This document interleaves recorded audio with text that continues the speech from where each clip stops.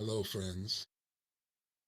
So we have this kitchen set ready, and now we want to get all the necessary documents, right?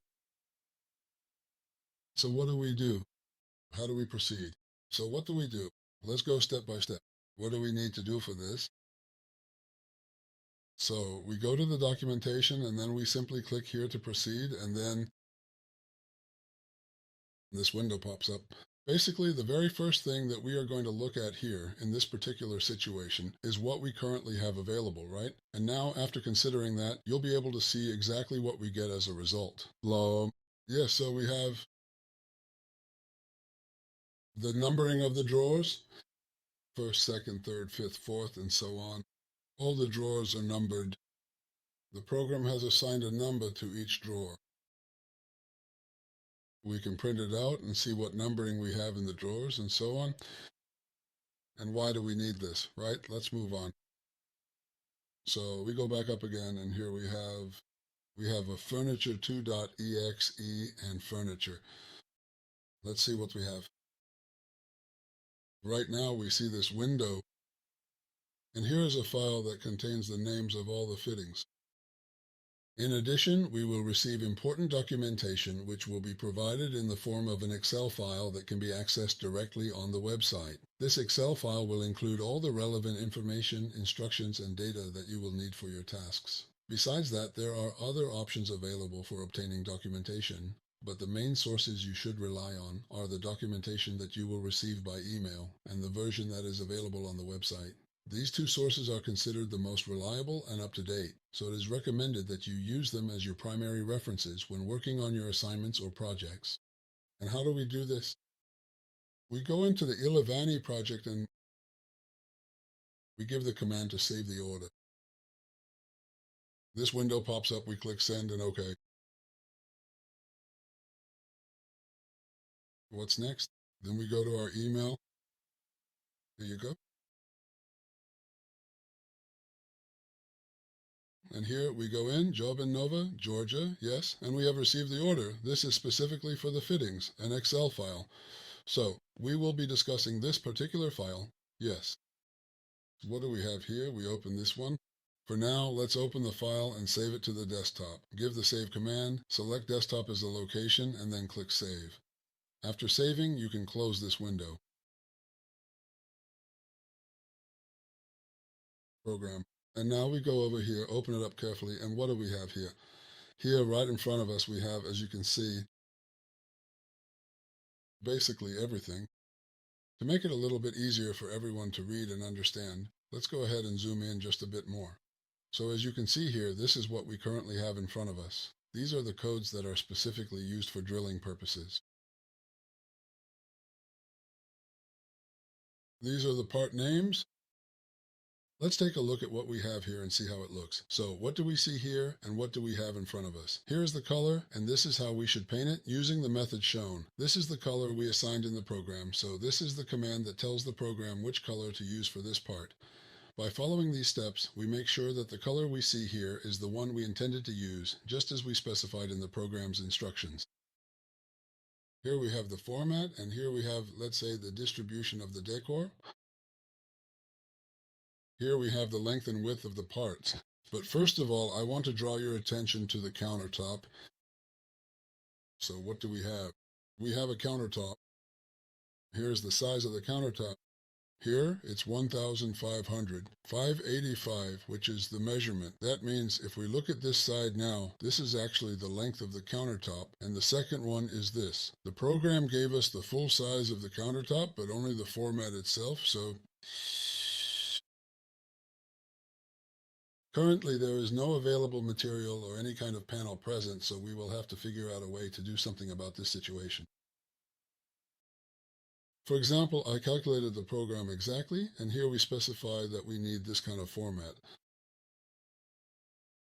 And then what do? We stand here and carefully copy this, just as I'm showing you now. I want you to pay attention to how I work so you can understand the correct way to do it and the reasons behind each step. After that, we take this one, the next item, and we copy it as well, making sure to transfer everything from here to the new place. By following along and observing each part of the process, you will see why we do things in this order and how it helps us work more efficiently and accurately. Okay, Now we're going to break down this number. How? In what way? So here I'll write the number. This one, 3,650. We can use one countertop panel in its entirety, 3,650, right? Like this. And then what do we do here? I write it like this here. Then what we need to do is subtract or minus this value, which is 3,650, right? And as a result, we get the second piece. If we connect these two pieces together like this, yes, this is what we get here. So as you can see, the result is clear. So if we, wait a minute, move it over to this position, here is 5,536, which is the number we had from the very beginning. Yes, everything here is correct.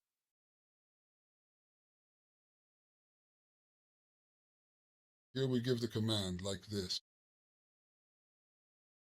And basically that's it. We have the material code, the material format, and who the distributor is, who should handle this. Here the code. Thickness is also material 38. The rest basically is all set. It's fine. I want to draw your attention to the fact that this 10 means it's the front panel for drawer number 10. Let's see what drawer number 10 is.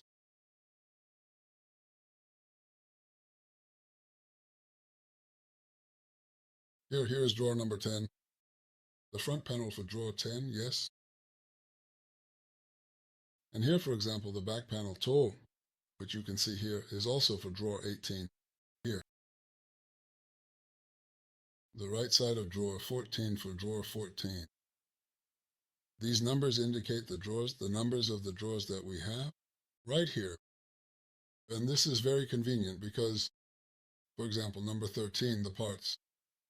We assemble it, all the parts, and we know that these parts are for drawer 13. And then it's very easy to assemble because it's written here whether it's the left side, the right side, or what it is. And for the assembler, this doesn't present much difficulty because he looks at the drawer and can also provide, so to speak, if we go into TriCAD and then remove the fronts from the design, open it up completely, and in this way you can also provide such a detailed drawing and a comprehensive diagram to the assembler for reference. And that's it. He knows exactly what's inside the drawers, how everything is arranged, and what it all looks like from the inside. Okay, now we're putting the fronts back on again, carefully restoring them to their original position, making sure everything fits perfectly. Here's such an option in TriCAD, so if we open the documentation again, we go to View. We get a window like this with numbering all the drawers, and we also have other printouts. We click here, we click on the drawing, and we click on Preview. There you go. Here it is. And we get a drawing like this then. And we can print this out and also give it to the assembler, or I don't know, whoever will be assembling the kitchen set. Besides that, we also have a version without doors. Let's see what kind of document this is. Again, we click here, and here, as you can see, the doors are removed and all the drawers are numbered again. And the assembler can again see what's inside in these drawers, and it becomes easier for him to assemble the drawers later. Okay, I think everything is clear and understandable here as well. Everything is good. I think that besides these documents, it's enough for the assemblers to assemble the drawers. That's quite sufficient. And it's also written on the parts whether it's the left side panel or the right side panel, for example, of drawer 18, right? And it's very easy for him to understand all this. So all of this will do the same here.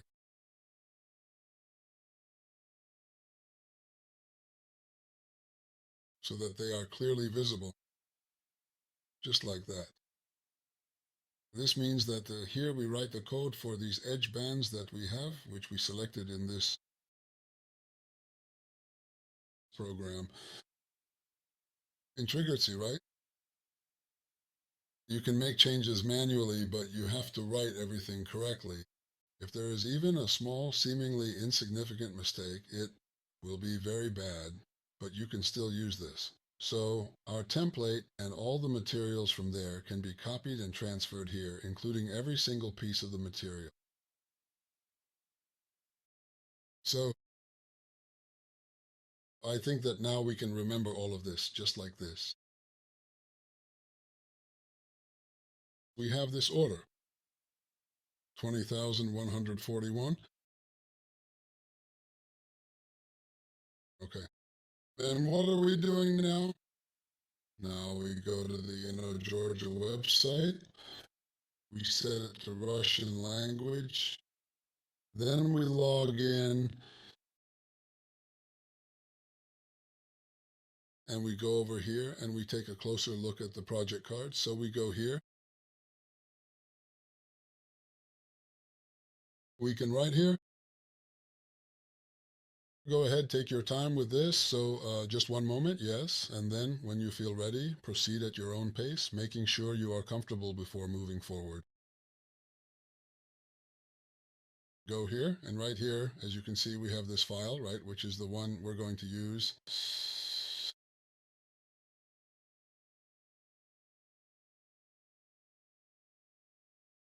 Okay, and we save it. This file right here. So what we are going to do is make sure that it is properly saved in the correct location. Now, once we have done that, we can move on to the next step. Now, here is our countertop and the other parts. Now look, these parts no longer matter because we've already looked at them in the Excel file. We go to Actions and start the optimization. Yes.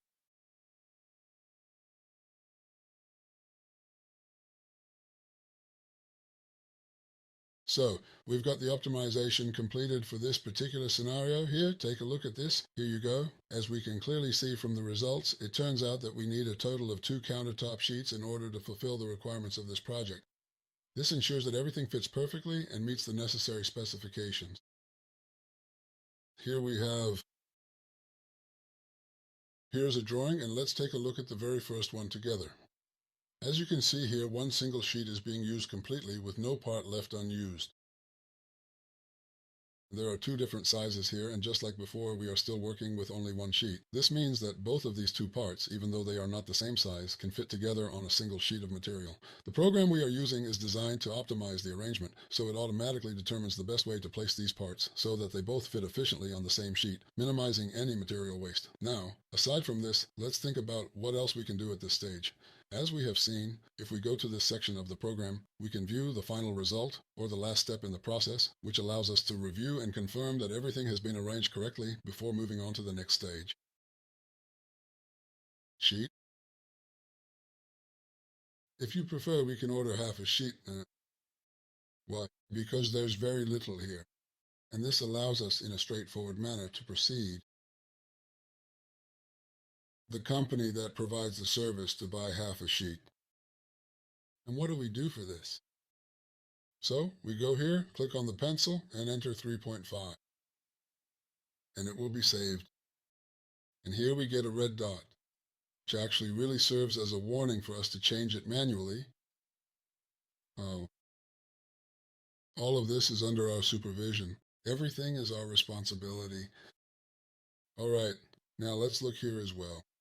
We go here and check the last one. This one is here too. Basically, you can also buy half a sheet here. Again, we now go here and simply enter 2.5. Now, and here we go in as well. Let's see how things are here. That's also possible. Yes, here we can also select half a sheet. But we can also see, as you can see here, how everything is being used fully. There's very little waste. And you can review all of this. There you go. The third sheet is also being used the same way. See? Very, very, very efficient. The program does all the optimization. Okay. We can also go in here, enter 7 and 5 and save. Now we'll calculate the prices, but here we have edging. You can also add or reduce it here for a margin. This is your price. Let's do the calculation. We'll get the price, the total price, and the lead time. On February 16th, 2025, we have the order, as well as this document here. The order was issued on this date, and this document is included alongside it for your reference. Both the order and this accompanying document are present here, and together they form the complete set of materials for your review. And what do we do now? What work do we have left? You see, it says here that the panels are issued from the warehouse. If they bring them from another company, then we have to remove all of this material and clear the area completely. This panel, however, remains in place, and they will pick it up from another warehouse which belongs to another company. Additionally, we also have edging that needs to be applied, either EVA or PU, depending on the specific requirements. The process involves careful coordination to ensure that all materials are handled properly and that nothing is left behind unnecessarily. If you choose PU, then you need to cross it out like this. Everything else is available, and you can cross out any of these if you don't want the operation. The program will recalculate and remove the prices right now. What do we do if we want this order to be processed? Yes, we definitely need to place the order, so we definitely make the order. Then the program gives us the option, so we can either to make a payment, you can choose to pay either by mobile banking or by card. In this example, I will use my card. So, I click on this option to proceed, and now I carefully enter my card number along with the necessary card details, such as the expiration date and security code, to complete the payment process. After, when filling in the required credit card information, we receive a code by email. The number is 517-621-621. Let me repeat that for you. 517-621-621. I click on the button now, and after doing that, we will soon be able to receive and get the receipt. As I said, there you go. And still,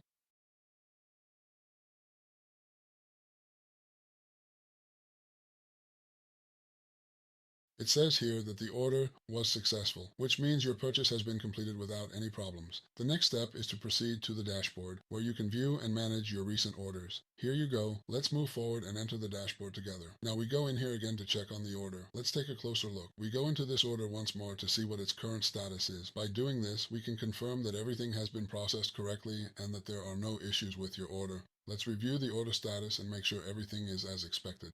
There it is. It's already been processed. Order 323. This is what we have, this order right here. Now, let's go back to the trigger once again. After reviewing the trigger, let's move on to the project section, and from there, let's go to the dashboard. Click on Invoice, go in here. We are looking at the paid invoices, so we select here, and here is the kitchen one. Then we open the printout. We receive an invoice like this. Let's go ahead and open it now. Right, let's take a look and see. What does it say here? It says order number 323, just as we expected.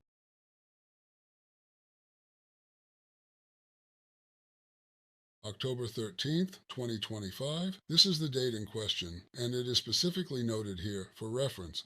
So this is who is the client. That information was written on the tag, which serves as a label for identification. The fact that the client's name appears on the tag means we can clearly determine who the client is by looking at the information provided there. Our company details as well. And this is order number 25, which means it is the 25th order placed in the sequence for Deodecor. According to the current schedule, it should be ready by October 16th, 2020. However, while Deodecor refers to this as order number 25 in our own internal tracking system, we have it recorded as order number 323. This difference in numbering helps us keep accurate records and ensures that both Deodecor and our team are able to track the order efficiently. So here you go, basically everything is here. and I think everything is clear and understandable to you.